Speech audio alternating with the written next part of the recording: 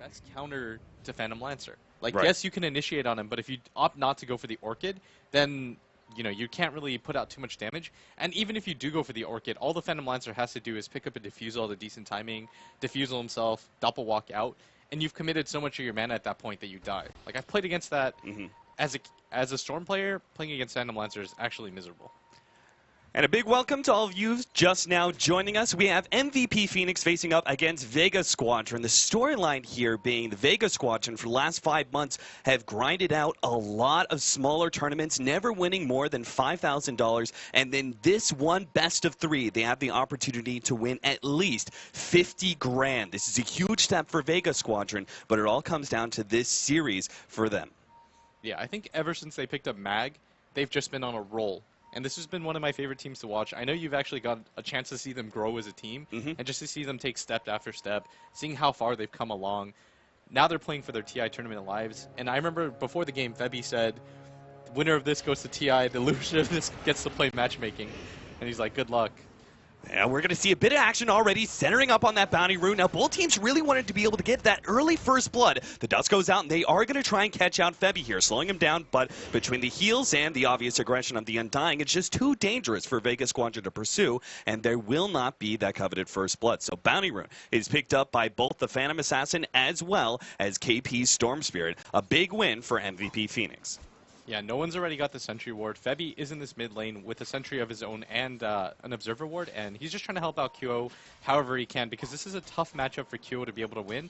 But with this early aggression and the amount of regen that no one has, this is actually going to be okay for the Phantom Assassin. And that's all you need, just that early start. Yeah, absolutely. I mean, the fact that no one had to blow through his early share Tango and is still missing HP, he's still got a cooldown another 15 seconds before he can pick up a little bit more regen, and even that's not going to be enough to bring him up to full. So he's going to be very susceptible to the aggression of the Bounty Hunter and that constant Phantom Assassin dagger spam for the next few minutes. And I think you're right. This kind of ensures that our PA will be doing fine in lane anyway.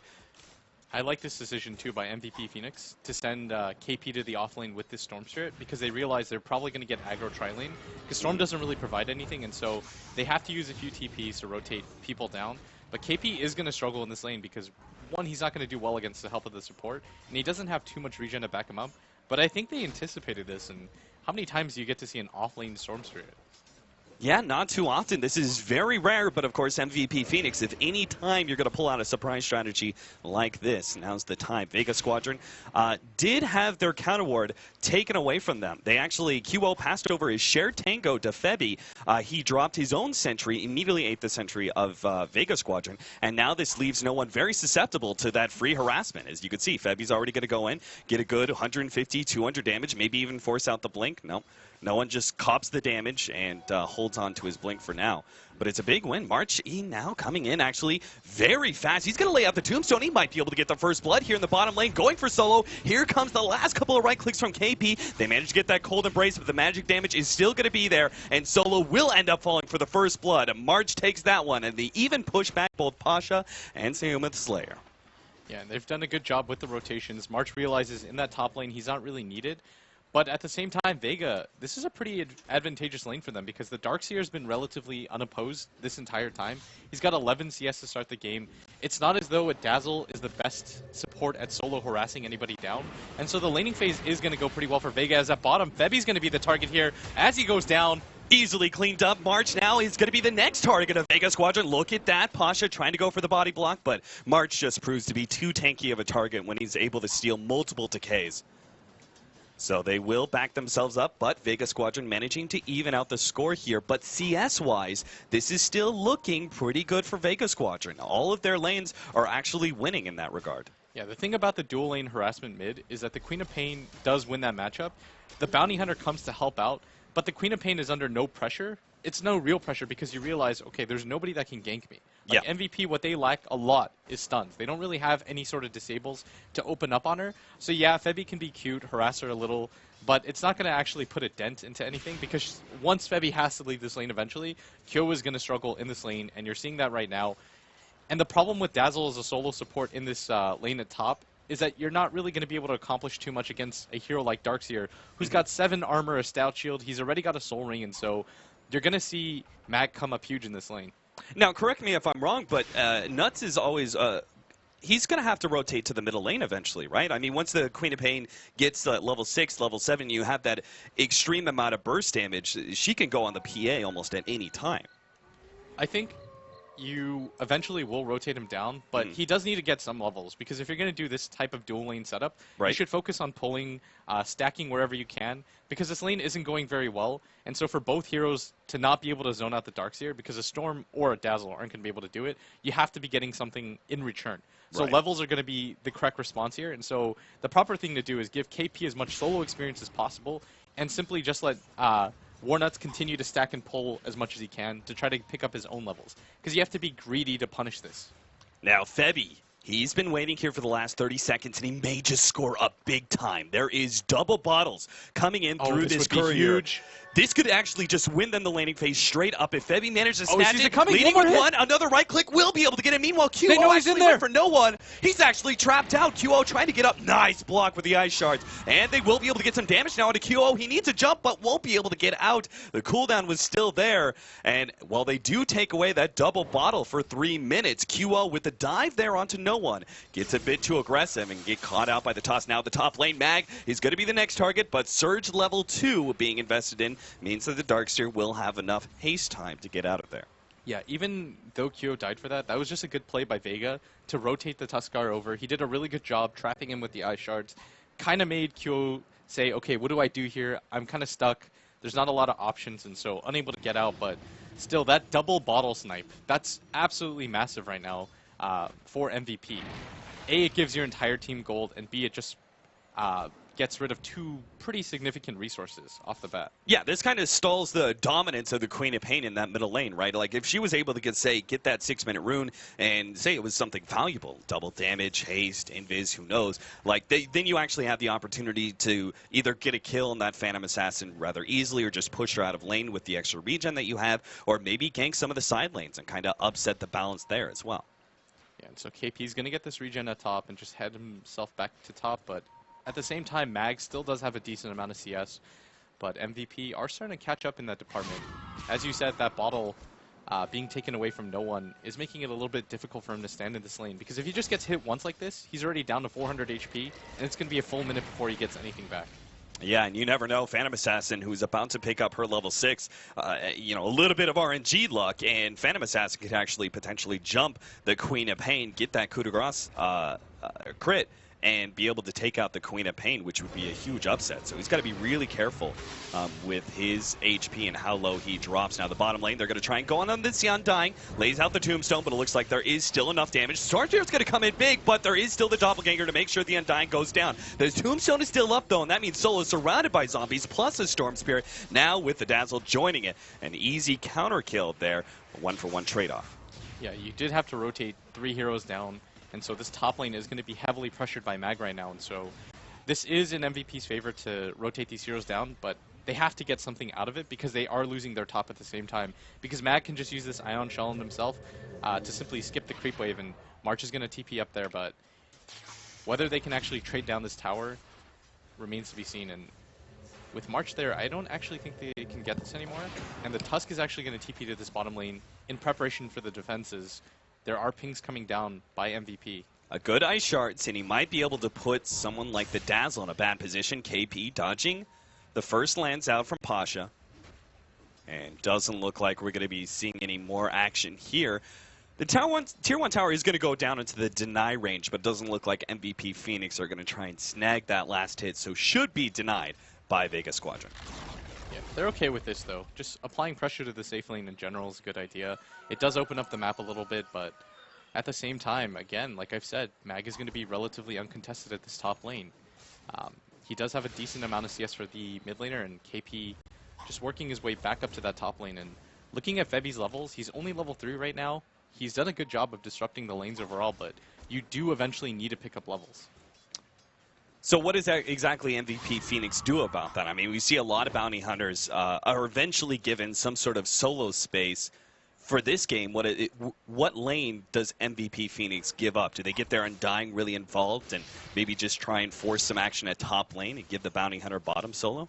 I think you just let the bounty hunter sit bottom because now that the laning phase is passed, the likelihood of having sentries just for that purpose is kind of pointless because you're not going to buy 10 sentries in the hopes that he'll be in one of those lanes. And so this bottom lane should be a little bit of free experience and just continue to farm out the other lanes. Like you said earlier on, just sit 1 or 2 heroes behind this Phantom Assassin mid because he's the only real susceptible target. Because until the Winter is level 6, you're not really going to see a lot of pressure onto the Storm.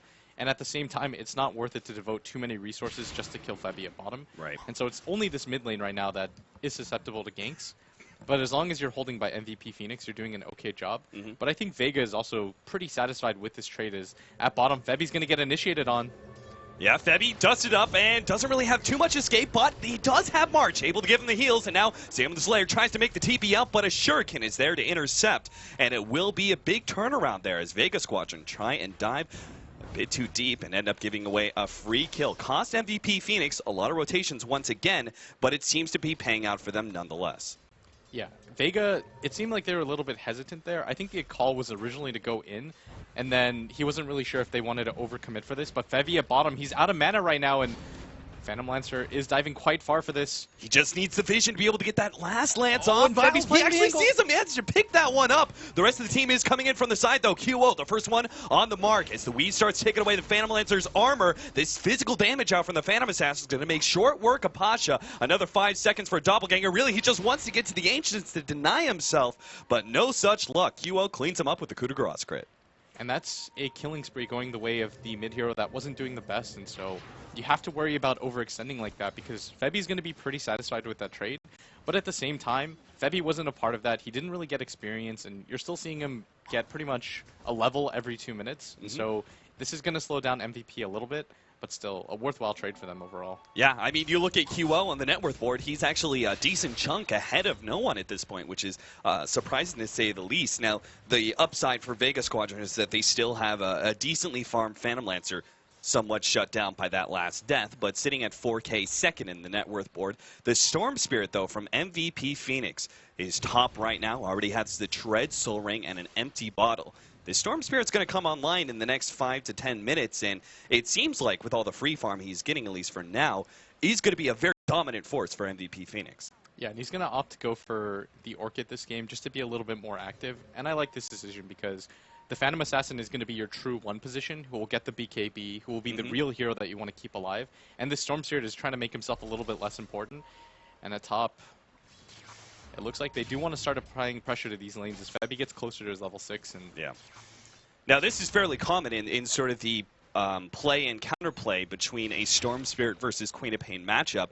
Both of them tend to go for Orchids in order to shut the other down, but when you put the Storm Spirit in the safe lane, essentially, for MVP Phoenix, and are able to grant him all the free farm he wants, not contested in any way, he's able to get that Orchid before the Queen of Pain, potentially. But Mass TP's coming up, already the Tombstone laid out, they go for the back, Warnuts is able to get off the Shallow Grave, and now no one is going to be turned around on, but there's just not enough magic damage in the pool. No one doesn't have a blink quite yet. Another 5 seconds, KP, the last couple of right clicks, zombies chasing him down. They will be able to get the kill. The Tombstone finally dies. QO making the reintroduction as he tries to jump in and get some kills. Febby blocked out by beautiful ice shards will be the next casualty of MVP Phoenix. They try and make their way out of this one. Storm Spirit zipping through that one. QO realizing he's not going to be able to make his way out. No, he does. He actually jumps over the Storm Spirit, still being pursued out. The Lance comes in, finishes them off for a double kill on Pasha. And now KP, with very little mana left, is going to be run down by Pasha, who has the Ion Shell on top of him. TP rotations coming in, but it's just not going to be in time. A big win for Vega Squadron as they take control of the first team fight. A beautiful fight by Vega from start to finish. The Queen of Pain just self-sacrifices herself, blinks forward, is saved by the Cold Embrace for such a long time, and there just wasn't enough damage from MVP, and this is the issue right now, is that, yeah, you've got an Undying, but at the same time, Febby, who's only level 5, isn't able to provide anything in these fights, and the Storm has to overcommit to be able to get kills, and in this mid lane, he's going to get harassed down a little bit, but yeah, a fantastic trade for Vega. If no one actually had dust there, I feel like he could have actually just run down the Bounty Hunter in that situation. So Febby's got to be real careful as even just the smaller nuke of the Queen of Pain is able to drop him significantly low. Does find himself a nice haste rune, is going to give that one up to QO, who has the bottle. So Febby will be fed some regen for his troubles. 8-5 right now, 13 minutes in, and a very even net worth and experience graphs, as this last team fight actually brought Vega Squadron back to dead even. Yeah, and if you're Vega Squadron, you're pretty happy with how this game is going, especially with how much net worth your Phantom Lancer has. Like, this is a hero that early on, he had to switch lanes, Yes. He overcommitted at that bottom dive, and he died, and now you see him skyrocket, and this is the issue right now for MVP Phoenix, because I think they anticipated being in a better situation right now with that Undying, being able to take fights early, but it hasn't been able to happen, and the Phantom Lancer is about to pick up a Diffusal Blade, and if he gets going, there's not a whole lot in this game that can stop him, and so MVP, I mean, they're going to look for a fight again soon because of the type of lineup that they have, but Vega, with this top gank at the same time, is going to slow them down even further. Yeah, March, he heals himself up, but it's not quite enough. And now they get the free Tombstone Gold on top of that, which is a pretty big factor. An extra 150 going to Mag, and they're also in a great position to be able to take this Tier 1 tower in the top lane. MVP Phoenix, though, reading that, is going to go for the push in the middle lane. Already the Phantom Lancer trying to slow them down. Looks like it. Tier 1 tower dropping low, but Vega Squadron do have the glyph already. The Winter Wyvern is here and does have the Winter's Curse available. Very dangerous fight if MVP Phoenix were to force it. And I really like this play right now from Vega. They're not giving up anything they have to. They're constantly going for the ganks to just slow down MVP Phoenix's eventual death ball that they want to shoot for. And they're doing a good job. They're like, okay, we're not even going to give up a Tier 1 tower if we can. Wow. What a beautiful snag. Managed to get the dust out, and Febby is trapped like a rat. He's going to try and go for the TP out, but no luck. 10-5 now in the favor of Vega Squadron. Vega's just saying, there's only so many times we're going to let you track from the high ground before we just go and kill you. And Febby shut down further as MVP now on the retreat. They realize this already isn't a fight that's going to happen. And meanwhile, at this top lane, Mag just continues to push it in, and MVP pressure on all their lanes right now as the Lance does go on top of March. I don't know if they can quite fight this yet. The Weave is on top, but I think they just wait it out and split up again. Yeah, there's a big push coming in from the bottom lane. Pasha makes the TP out, and it seems like perhaps even though they are ahead as Vega Squadron, it's perhaps a bit too dangerous to try and force a 5 versus 5 under the enemy's Tier 1 tower when you're dealing with an Undying, especially an Undying who got so much solo experience. This Tier 1 tower is now going to be threatened by MVP Phoenix, but farther up, QO with the double damage trying to go for the Queen of Pain. Now looping his way around the side, but doesn't look like we're going to see a fight as the Tier 1 tower falls and MVP Phoenix back up to continue farming. Yeah, Vega right now is just doing a good job of not letting MVP Phoenix back into the game, but at the same time, MVP Phoenix, they do have the Medallion of Courage on the nuts right now. He had so many kills early on. He's got 2. He's been a part of 2 kills at the same time, and this is going to mean a quick Roshan, and whether or not Vega actually ought to go for this defense. Yeah, he's trying to scout it out, but it looks like Vega Squadron know exactly what's happening. They already smoke up and are ready for the defense. Question is, who's going to come out on top in this team fight? The Queen of Pain could get a really big entrance here. Already the dust getting laid out. There goes the Tombstone. Winter's Curse vacuum up and really controlling QO as he gets popped. Warnuts now gets off the Shellgrave the last half second, but it already seems to be a lost fight for MVP. The only hope is KP. He's able to pick up at least 1 kill. Gets it on the Winter Wyvern, but now trying to make his escape, but is completely out of mana, sort of trapped. 3 heroes go down from MVP Phoenix, and that Roshan is left with only 3k HP. It seems like Vega Squadron can actually take that for themselves. I really liked what MVP were going for. They were just saying, okay, let's try to go for the Roshan at this time, but it was a little bit too obvious. You saw the Dazzle who showed himself on the map with the Medallion, so that's the natural response that you're going to go for if you're behind in a game like this. And Vega continuing to show there's no real answer for them on the other side for this Phantom Lancer, who just goes to town in every single fight. He's already 7-1 right now. More kills combined. Like, he alone has more kills than every single person on MVP Phoenix combined right now.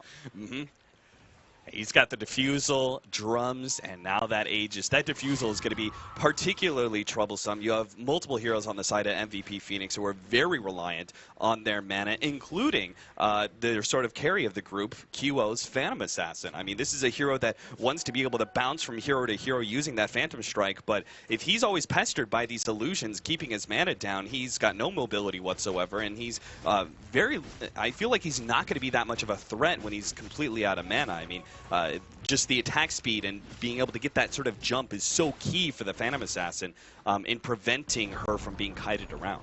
Yeah, more than MVP playing poorly, I think this is just Vega being a little bit like they're one step ahead of them every single time. It's like MVP want a period of time where they just want to farm, and then they lose their bounty hunter, and then they lose their undying. And right now, you're seeing this payoff because the gold lead that the bounty hunter can get you back into. I mean, it doesn't do that for experience right now. As you're seeing, Febby, we talked about him being level 5 at 10 minutes. He's picked up 1 level in the 9 minutes since then. And you do need levels at some point to be able to fight this. Yeah, team fight after team fight going poorly for MVP. The next hope for them, perhaps this BKB that's going to be coming up soon for the Phantom Assassin, just needs the recipe and is trying to farm it up in the jungle. Meanwhile, KP is also trying to finish up the Orchid. So it seems like MVP Phoenix really need to stay away from some fights for the next few minutes and just farm up those very critical mid-game items. Though March may be caught out here. They actually managed to catch Febby as well, potentially, if they have the counter vision. But Sam of the Slayer just leads with a small snowball, and the rest of the team backs up. Yeah, but the Tombstone has been dropped, and I think that's going to be Vega's signal to go down this mid lane. And MVP... An Aegis advantage, no Tombstone. It seems like a very prime opportunity for Vega Squadron to take that first Tier 2 tower. And they still got a lot of gold on the market. I mean, that bottom lane, the Tier 1 tower is still standing. It seems like Vega Squadron are going to be able to basically snowball their way through what was a neutral net worth lead by 15 minutes. Fetties gets caught again by a blind ice shards. Beautiful. Sam of the Slayer just on the money right now with those dusts. And while they snag that kill, they also get the Tier 2 tower in middle lane. And now our Phantom Lancer, who already has the boots of travel, is quick to go to bottom to start pushing that one out. Yeah, and even though it does sound like we're giving heavy praise to Vega, and it does sound as if Vega does have control of the game, I mean, MVP, you've got a bounty hunter who can turn things around. You're about to pick up a BKB on your Phantom Assassin, and these are the items and things that you need to be able to come back into this game. Like, that first BKB that QO pops is going to be so huge. Like, that has to be a fight that you win with multiple tracks to be able to come back into this game and take back some map control. Is the difference in net worth, it's starting to climb. That second Oblivion staff is on the way for the Storm Spirit, but the Orchid's still not ready to go and may provide enough disincentive for MVP not to go in, but never mind. They already jump on a solo, trying to finish him off immediately. A couple of crits, and they might be able to get it, but no. The Winter's Curse gets laid out. Yes, the Winter Wyvern's down, but a really good snowball sets everything up with a Sonic Wave on top, and MVP Phoenix just crumble under the pressure of Vega Squadron as they go through 3 heroes and are now well set up to take that Tier 1 tower. They kept Pasha alive. They kept the Darkseer alive as well. It seems these heroes are just spiraling out of control as they now take this Tier 1 tower and maybe even put pressure on the Tier 2 as well. It was a really good idea by MVP Phoenix. What they were trying to do is immediately pop solo as fast as he can so he can't get that cold embrace or that Winter's Curse off. But they just didn't have enough damage. They don't really have any magical nuke damage if you look at their lineup. And so as soon as he got that cold embrace off, you just saw them kind of stand around. The BKB timer was wasted because he got the Winter's Curse off. And then that ultimate by that Queen of Pain, hitting 5 heroes directly in a line. Not a winnable fight for MVP by any stretch after that. And that's exactly the combination we were talking about during the draft. The Winter's Curse with the vacuum on top, you know, the mass AoE control offered by those 2 heroes, essentially setting up the Queen of Pain with a big Sonic Wave. It was a beautiful combination the Vega Squadron laid out and rather easily won them the fight, but we'll see. MVP Phoenix are not going to go down fighting here. They're actually going to go for a 4-man smoke up and see if they can find a pick for themselves and maybe get finally some control over this map. And this is going to be pretty significant because KP now has that Orchid, and so he's going to look for that Winter so that he can just knock him down as fast as he can. And now you've got options because if you can, in the air, mid-roll cast the Orchid before he can get the Cold Embrace off, then you can actually win a fight. Because that was a large portion of why that fight was lost, because he was able to get that Winter's Curse off. And Febby's looking for the track right now, and they are looking for the initiation. They've scattered him out, but can they actually catch him? Phantom Lancer known to be a very slippery hero to deal with. In fact, MVP Phoenix now being spotted out as the smoke fades, and they will be forced on the retreat as the Phantom Lancer illusions by themselves are enough to chase away the Storm Spirit. It seems like MVP Phoenix, they try and plant their feet, but there's just no ground to go on. Vega Squadron are just simply a little bit too far ahead for a straight-up fight. So at this point in time, MVP Phoenix, you just kind of repeat that process, continue to look for that kind of smoke opportunity and pick that one hero off and hope that changes your fortune? Yeah, definitely. I like the fact that they're still playing aggressively. Like, if you noticed, on the side of MVP, they knew when the Roshan was going to go down, and so they counted it out and said, let's look for a fight, but at the same time... no one! He's actually jumped in. That leaves QO a perfect opportunity to be able to jump in, but no, the Cold Embrace is now going to stop it. Now the Cold and the Winter's Curse on QO controls him, and the blink away from our Queen of Pain is going to be able to get him out. KP trying to jump in, but rapidly running out of mana as the Diffusal Blade is just too much to handle. QO goes down, and Warnuts being pursued out by Pasha. Throws out that Purge and will be able to get the kill on the support quite easily. 2 down from MVP Phoenix as Vega Squadron march right uphill. Yeah, as I was saying, Vega, they knew the Aegis was about to expire, and Phoenix did too, and so they said, okay, we have to go for something right now. This is the timing. We have a BKB, we have an Orchid. There's not a whole lot else that we're going to get that's going to change the fortune of this game. Yep. But at the same time, Vega knew that it was coming. They're like, okay, the Aegis is about to expire. Let's just 5-man group because we know they're going to run into us. And so that fight, it doesn't go as planned, and Vega marching down. They're going to take the racks down as 2 heroes are still dead for MVP, and Vega just not allowing the Bounty Hunter track to make any sort of impact this game. Yeah, without a single one team fight here. Now they're actually going to be able to grab Sayo the Slayer, but again, the Cold Embrace is there, and KP is completely out of mana. The Tombstone is laid out. The zombies attempting to slow down the retreat of Vega Squadron. QO now jumping onto Sayo the Slayer. Needs a couple more, but the snowball goes off. That's going to delay his death significantly. He still is going to go down. But I think Vega Squadron just managed to keep their losses to only 1 hero, which is quite significant. Yeah, that's a pretty... I mean, I don't want to say it's a pretty decent trade. That's a fantastic trade. You take down a tier 3 tower and a Rax in exchange for your Tusk. You don't lose any of your cores.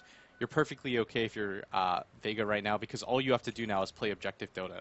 Wait for the next Roshan to come up, try to pick it off, be smart about it, don't blow your lead, because again, the Bounty Hunter is always a looming threat. Yeah, you can't really make mistakes against it. In a situation like that, once you are on the retreat after you've taken the objective, it's very common for the enemy team to be able to pursue, catch a few heroes, and especially with a Bounty Hunter, that actually can give you quite a lot. As you said, that track hold really building up, and obviously with Vega Squadron quite ahead in net worth, there's a lot to be gained for MVP Phoenix from every single pickoff they find. But Vega Squadron managed to keep it to a minimal 1 death.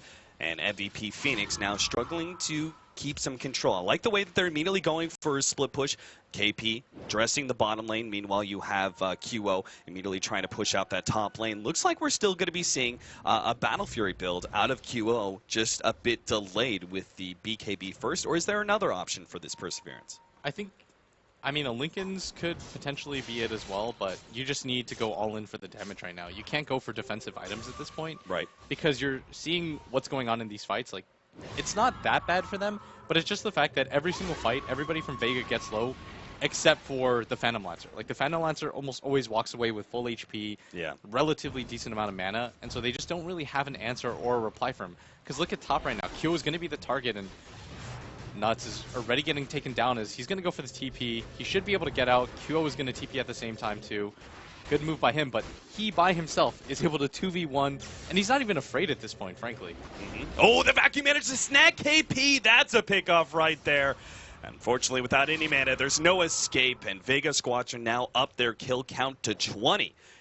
As I was going to say, MVP Phoenix were doing a really good job putting pressure on the side lanes and still managing to get out through the TPs, but right as I was about to say that, the Storm Spirit does get caught by a great blink in from Mag. The Darkseer, knowing that he's going to be so essential with good vacuums in these team fights, goes for the Blink Dagger, because if he gets a really good vacuum, that means the Winter's Curse is going to follow up, and then, as we mentioned before, the Sonic Wave. So that mobility for the Darkseer being very critical, not only in team fights, but obviously the pickoff there. Yeah, and the Tusk is going to wait right now for the Roshan, because like I said, this is the main objective that you're waiting for, to go for the high ground. And you want to do this because there's no real reason to try to push whatever advantage you have when you don't have the Aegis. It's just wasteful because you know that you have a tight grip on this lead. All you have to do at this point is make sure you don't throw it. Like, just close out as hard as you can, and going for the Roshan is going to be able to secure that for Vega. As they're just going to go for the next objective, which I think is the Roshan. Force MVP to defend this bottom lane, so you see them coming a mile away. Right. And at bottom, KP tries to initiate, but Pasha's just going to get out of there, saving the Manta at the same time. Yeah, those illusions just being so pesky, pushing KP all the way back to the fountain. As you can see, they're now going for that Roshan. MVP Phoenix It seems like the only way back into this game has got to be contesting Roshan and making a really great team fight happen around that. Was a relatively late timer for Roshan, so they should have an idea that it potentially is up. But obviously with both the bottom and middle lane pushing in, they have some creeps to push out before they can actually get to that Roshan pit. Yeah, I think KP actually has to just YOLO for this and go for it. Because even if you're wrong, okay, he's a little bit too late, but even if you're wrong, you have to at least try to prevent it, and no one blinks in. That was not the play. He blinked forward aggressively, immediately taken out. But oh, what a great vacuum into the Winter's Curse, controlling everyone. MVP Phoenix got a great pick up and are now in serious trouble as now the Phantom Blitz at the back is able to clean through a couple more heroes. 4 down and QO on the run. He's going to try and buy a TP scroll from the side shot, but it's on cooldown. He can't even get back to his own base. MVP Phoenix are left with no defense now, as the middle lane is already pushed in, and Vega Squadron will go straight for that bottom lane of Rax. All right, when you hear about those combos, you know, the vacuum into this, into this, into this, it's rare that you actually see it pan out, but in this instance, like 3 times this game, we've seen the Winter's Curse into vacuum. We even saw the Shiva's Guard there get popped off. The only thing missing was the Queen of Pain ultimate. You lose the Queen of Pain instantly in the fight, your mid hero, and it doesn't even matter because Pasha is just so strong on that Phantom Lancer. No natural counters on the side of MVP Phoenix, and we're just seeing this lineup roll through. Incredibly good coordination from Vega Squadron, as they even seem to have cut their losses. Once again, they're not going to lose a single hero for this one, it seems like. Vega Squadron managed to take that Tier 3 tower, don't overstay their welcome in any way, managed to get out before the TPs and the revives from MVP Phoenix are there to be able to defend, so everyone gets out. Vega Squadron are just playing a very clean, crisp game. Yeah, and this is the, I mean, MVP isn't playing to their usual standard, but at the same time, I like that they're not giving up. They're saying, okay, let's consistently keep looking for opportunities to win. They're still doing the right things to try to come back into this game. It's just that the gold and experience lead is just not within a realm where simply wanting is going to change anything. Like, you have to get some track kills off, and right now we're seeing KP try to go for this, but that cold embrace, I mean, this winter pick is just working out so hard right now as KP is going to get initiated on, going to go down, and just another kill going the way of Vega. 25-10, 31 minutes in. It is over a 20,000 gold lead and 12,000 experience. A very dominant position Vega Squadron are sitting in. All they have to do is push in this bottom lane to get the second lane of Rax, and Pasha is already there, taking it out. And MVP Phoenix don't seem to have any response without their Storm Spirit. Many of their heroes not able to TP or not really in a position to be able to defend, even if they could get there. Now you have the snowball jumping in already. Vebi is going to be going down. It's left with only 3 now for MVP Phoenix. Their only hope now is the fact that they've got the Tier 2 tower still alive in the top lane, which means that Vega Squadron can't go for Megas straight up. Yeah, and Vebi has to be so frustrated right now by this Tusk, because every single time he was trying to do the comeback mechanic, you know, from the high ground, track. Yes. The Tusk just throws out the blind ice shards every single time on him, catches him out. Dust is always there as a follow-up, and they're just not letting MVP get into this game whatsoever. They're not overextending with any of their advantages, even with the type of lead that they've built up fight after fight. Vegas saying to themselves, play this game out slowly. No mistakes, no regrets. Like, this is our chance at getting into TI right now. Just don't do anything silly, and I like this sort of discipline that they're showing right now. Phantom Lancer even addressing the Phantom Assassin.